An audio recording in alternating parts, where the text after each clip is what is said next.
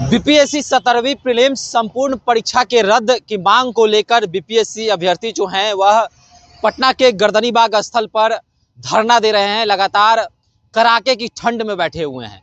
हजारों छात्र हैं, साथ में शिक्षकगण भी मौजूद हैं, लेकिन सरकार आयोग उनके एक नहीं सुन रही है।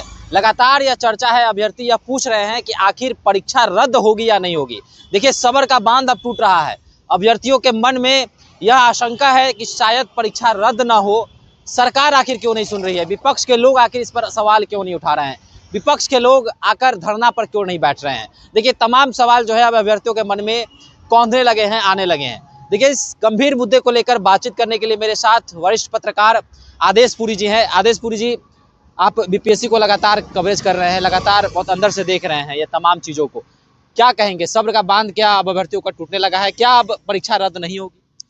देखिए, सब्र का बांध तो अभी मेरे ख्याल से कहना सही नहीं होगा, क्योंकि चौथा दिन है और जिस मजबूत इरादों के साथ छात्र बैठे हुए हैं, ये पहली बार हो रहा है कि सिविल सेवा में हमने न जाने कितने आंदोलन देखे, कितने विरोध देखे, लेकिन पहली बार हो रहा है कि चौथा दिन आज आंदोलन पर छात्र बैठे हुए हैं और टस से मस होने को तैयार नहीं है। देखिए, जब ये आंदोलन शुरू हो रहा था, सत्याग्रह शुरू हो रहा था, तो मैंने एक खबर किया था कि क्या इतिहास लिखा जाएगा, छात्रों के द्वारा इतिहास लिखा जाएगा या आयोग के द्वारा इतिहास दोहराया जाएगा।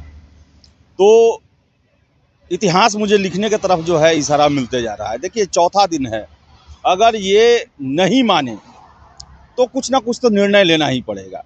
निर्णय अब सरकार ले या आयोग ले। देखिए, ये ऐसे डिमांड के लिए छात्र इकट्ठा हुए हैं जो कि आज तक बीपीएससी ने नहीं माना है। देखें तो 15-20 सालों में जितने बीपीएससी के परीक्षा हुए, 67वीं को छोड़ दे अगर हम, तो कोई परीक्षा आज तक रद्द नहीं हुई है।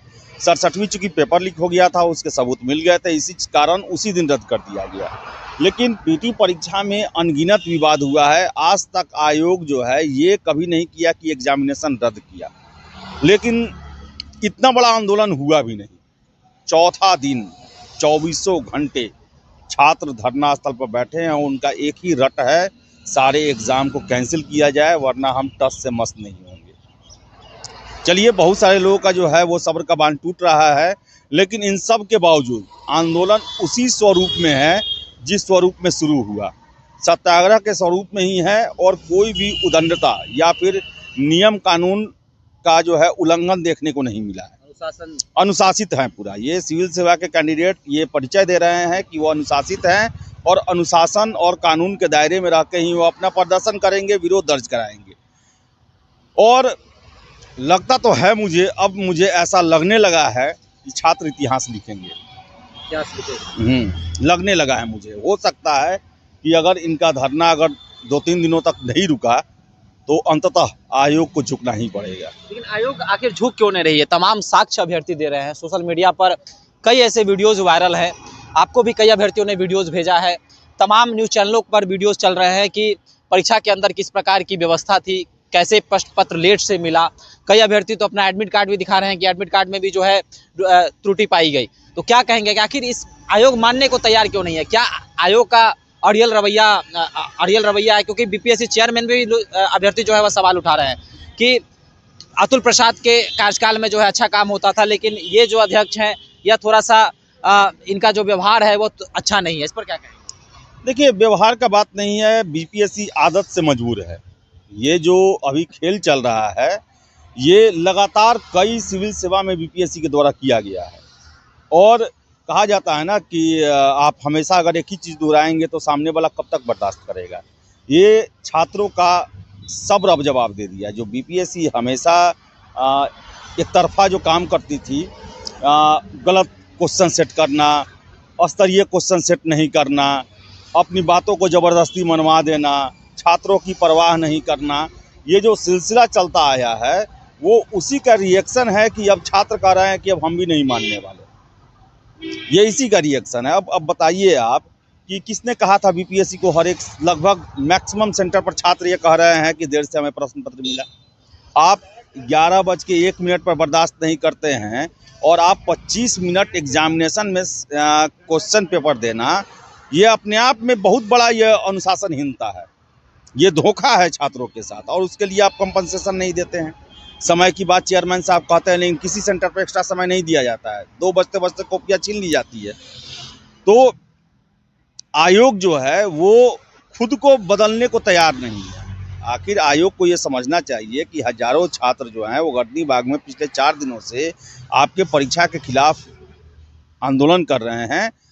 कम से कम बात भी तो करें, कम से कम उनको विश्वास में भी तो लें। अगर आपको लगता है कि नहीं हमारा सारा काम सही है, छात्र इसे समझ नहीं रहे हैं या कोई इनको बहकावे में ले रहा है, अफवाह के दम पर ये हैं, तो आप खत्म करें ना।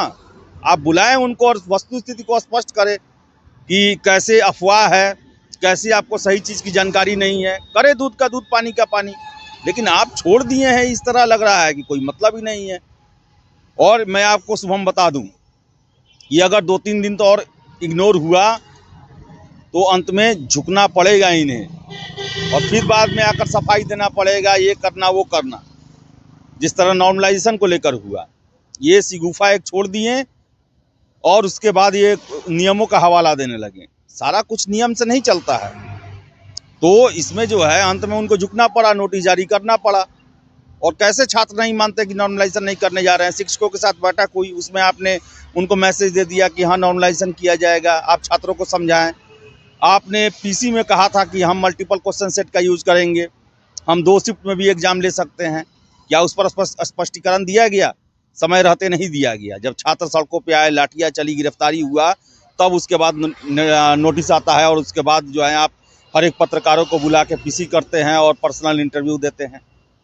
अभी भी समय है, अभी भी समय है कि छात्रों को कम से कम नहीं कुछ तो वार्ता के लिए बुलाएं, उनके समस्याओं को सुने, उस पर विचार करें, उन्हें एहसास दिलाएं कि आयोग आपके बारे में सोचता है, आपको सीरियस लेता है। क्योंकि ये जिद जो है अब तक आयोग दिखाता था, अब मैं देख रहा हूँ छात्र दिखा रहे हैं। 4 दिन बैठे रहना, बिहार में ऐसा आंदोलन नहीं हुआ, सिविल सेवा के कैंडिडेट कभी नहीं बैठे। तो ये छात्र भी अलग परिपाटी की शुरुआत कर रहे हैं, तू डाल डाल तो मैं पात पात। अगर आयोग चाहता है कि आगे भविष्य में ऐसा न हो, अपने कार्य प्रणाली को बदले, छात्रों से संवाद स्थापित करे, इस तरह उन्हें ठंड में आंदोलन करने के लिए छोड़ न दे। अभी लग रहा होगा बीपीएससी के अधिकारियों को, कर्मचारियों को कि यह करने से क्या होता है, थोड़े कुछ होने वाला है। लेकिन आंदोलन बड़ा ही मजबूत चीज़ होता है, बड़े बड़े लोगों को डिंगा देता है, सरकार को हिला देता है, सरकार का सत्ता उखाड़ के फेंक देता है। आयोग क्या है? कुछ नहीं है। बिल्कुल, पहले दिन मुश्किल से मुझे लग रहा है कि 400-500 अभ्यर्थी थे, लेकिन दूसरे दिन अभ्यर्थियों की संख्या हजारों में हो गई। कुछ विधायक आए भी, देखने भी आए हैं, लेकिन अभ्यर्थी ये भी सवाल उठा रहे हैं कि विपक्ष के नेता तेजस्वी यादव ने बस वीडियो कॉल के माध्यम से अभ्यर्थियों से बातचीत की, लेकिन कोई बड़े नेता जो है अभी तक नहीं पहुंच रहे हैं, बड़े नेता जो है आवाज़ नहीं उठा रहे हैं। खासकर बिहार के उन युवा नेताओं की भी चर्चा हो रही है जो अपने आप को कहते हैं कि हम युवाओं के हितैषी हैं, उनकी आवाज़ को हम उठाएंगे। इस पर क्या कहेंगे? देखिए, छात्रों का आंदोलन है और छात्रों को ही लड़ना पड़ेगा, कोई साथ नहीं देगा। राजनीतिक दल आएंगे, राजनीति होगा, विपक्ष के लोग आएंगे, सत्ता पक्ष तैयार नहीं होगा, क्रेडिट नहीं लेने देना चाहेगा वो। एक बात जान ले, राजनीतिक दल के लोग आएँ, लेकिन आंदोलन का राजनीतिकरण नहीं होना चाहिए। अगर राजनीतिकरण होगा, उनका डिमांड पूरा होने की संभावना कम होते जाएगा। छात्रों की लड़ाई है, छात्र ही लड़ेंगे, और छात्र ही आयोग को, सरकार को वार्ता के टेबल पर या फिर अपने मांगों को मनवाने में सक्षम है, वही कर सकते हैं। नेताओं की ज़रूरत नहीं है इसमें। बड़े बड़े नेता आएंगे तब तो और नहीं होता है काम। आप देख लेना, शाहीन बाग में बड़े बड़े नेता पहुंचे वहां पर समर्थन देने के लिए, कहाँ हुआ? अंत में खुद ही उन्हें हटना पड़ा। स्वतः स्फूर्त आंदोलन जो होता है, एनटीपीसी आपने देखा होगा, कोई नेता नहीं था, कोई छात्र नेता नहीं था, सरकार को डिमांड मानना पड़ा। तो राजनीतिकरण से बचना होगा इसका।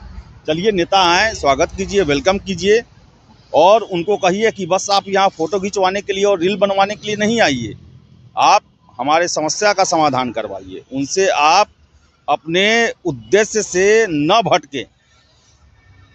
ये जो है कुछ छात्रों को सलाह है मेरा, क्योंकि मैं भी देख रहा हूँ, मैं भी भुगतभोगी रहा हूँ बीपीएससी के इसी सब खेल का, तो थोड़ी सद्भावना तो है मेरी पूरी सद्भावना है उनके साथ, छात्रों के साथ, कि भाई उनके साथ अन्याय ना हो, किसी के साथ अन्याय ना हो। और आयोग जो है सक्षम है इन सारी समस्याओं को निपटाने में।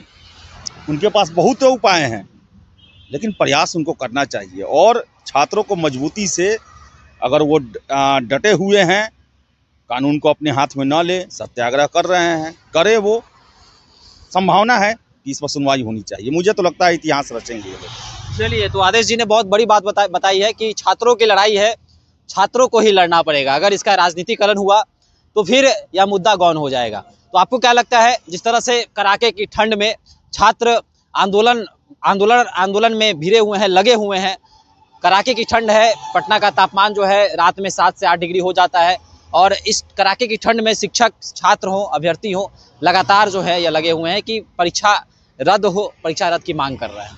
तो आपको क्या लग रहा है, अभी हमारे साथ कमेंट बॉक्स में अपनी राय रख सकते हैं। अगर आपके भी कोई सवाल है तो अभी हमसे पूछ सकते हैं। धन्यवाद।